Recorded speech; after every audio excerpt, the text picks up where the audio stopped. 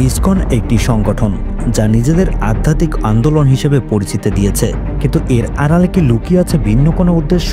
ISKCON কি আসলেই ধর্মীয় শান্তি চায়, নাকি এটি একটি সাম্প্রদায়িক সংগঠন? প্রথমেই বলে রাখি, ইসকন কিন্তু হিন্দুদের কোনো সংগঠন নয়। এটি হিন্দু বেশধারী ইহুদিদের একটি সংগঠন। বাংলাদেশে এই সংগঠনের প্রধান কাজ হচ্ছে উস্কানিমূলক ধর্মীয় অনুষ্ঠান পালন করা, যার উদ্দেশ্যই হচ্ছে সাম্প্রদায়িক দাঙ্গার সৃষ্টি। এই ইসকনের সৃষ্টি কিন্তু ভারতে নয়, এটি মাত্র 50 বছর আগে 1966 সালে আমেরিকার নিউ ইয়র্কে প্রতিষ্ঠিত হয়। এই ইসকন সংগঠনটির প্রতিষ্ঠাতার নাম অভয় চন্দ্রাবিন ভক্তি বেদান্ত স্বামী প্রভুপাদ। এই ব্যক্তি কিন্তু ভারতের কোনো হিন্দু শিক্ষালয়ে লেখাপড়া করেনি, তিনি লেখাপড়া করেছেন খ্রিস্টানদের চার্চে। তিনি পেশায় ছিলেন একজন ফার্মাসিউটিক্যাল ব্যবসায়ী। কিন্তু হঠাৎ করে এই ব্যক্তির মাথায় কেন হিন্দু ধর্মের নতুন সংস্করণের বোধ চাপলো, বা কোন শিক্ষা বলে চাপলো, যেখানে সে কিনা লেখাপড়া করেছেন খ্রিস্টানদের চার্চে? এই স্বামী প্রভুপাদ নতুন ধরনের হিন্দু সংগঠন চালু করতেই প্রথমেই তাতে বাধা প্রদান করেছিলেন মূলধারা সনাতন হিন্দুরা। তখন অধিকাংশ হিন্দুই তার বিরুদ্ধচারণ করেন, কিন্তু সেই সময় স্বামী প্রভুপাদের পাশে দাঁড়িয়েছিলেন জে স্টিলসন, ল্যারিসিন, হার্ভে কক্স ও টমাস হপকিন্সের মতো চিহ্নিত ইহুদি খ্রিস্টান এজেন্টরা।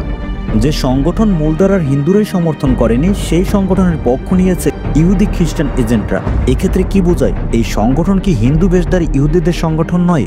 এই ইসকনের উদ্দেশ্য মূলত শুধুই ধর্মীয় প্রচারণা নয়, বরং এটি একটি বৃহত্তম রাজনৈতিক এজেন্ডা বাস্তবায়নের অংশ। ইসকন নিজেকে সনাতনী ধর্মের অংশ হিসেবে পরিচিতি দিলেও এটা মূলত সনাতনী ধর্ম থেকে সম্পূর্ণ আলাদা। অনেকেই মনে করেন ইসকন হিন্দু বা সনাতনী ধর্মের একটি অংশ, কিন্তু বাস্তবে তা পুরোপুরি সঠিক নয়। ইসকন নিজেকে গৌড়ীয় বৈষ্ণব মতবাদ হিসেবে দাবি করে, যা মূল সনাতনী ধর্ম থেকে অনেকটাই আলাদা। এক্ষেত্রে আমরা এটা বলতেই পারি, সকল ইসকন সদস্য হিন্দু হতে পারে, তবে সকল হিন্দু কিন্তু ইসকন নয়। এই ইসকন একটি উগ্র সাম্প্রদায়িক সংগঠন। এই সংগঠনটির বেসিক কনসেপ্ট মধ্যযুগের চৈতন্যের থেকে আগত, যে চৈতন্যের অন্যতম থিওরি হচ্ছে নির্যাবন করো আজি সকল ভুবন, যার অর্থ সারা পৃথিবী থেকে যাবন মুক্ত করো।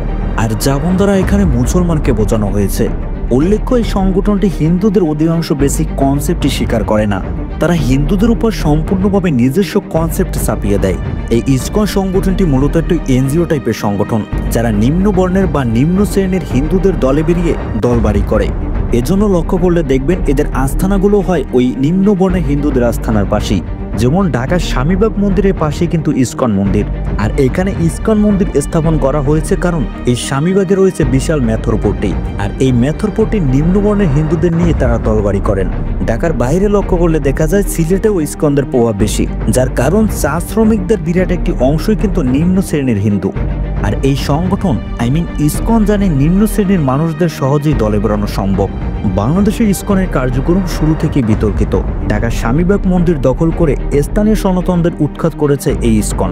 এছাড়া পঞ্চগড় ও ঠাকুরগাঁয়ের সনাতন হিন্দুদের সঙ্গে সংঘর্ষে জড়িয়েছে এই ইসকন।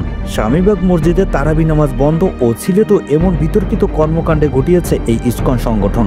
বাংলাদেশের বিভিন্ন সাম্প্রদায়িক সংগঠন তৈরি করে উগ্র হিন্দুবাদের বিস্তৃত ঘটানো, যেমন জাতীয় হিন্দু, মহাজোট, জাগো হিন্দু, বেদান্ত সহ বর্তমান অনলাইন জগতে যে ধর্মের অবমাননা করা হয় তার 90% করে ইসকন সদস্যরা।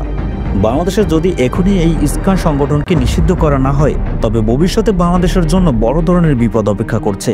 আর সেই বিপদে বাংলাদেশ তার স্বাধীনতা হারালেও অবাক হওয়ার কিছুই থাকবে না। ইসকন একটি আধ্যাত্মিক সংগঠন, যার কার্যক্রম নিয়ে প্রশ্ন তুলেছে অনেকেই। এটি কি সত্যি একটি ধর্মীয় সংগঠন, নাকি এর পিছনে রয়েছে ভিন্ন কোনো উদ্দেশ্য? আপনার মতামত কমেন্ট করে জানিয়ে দিন।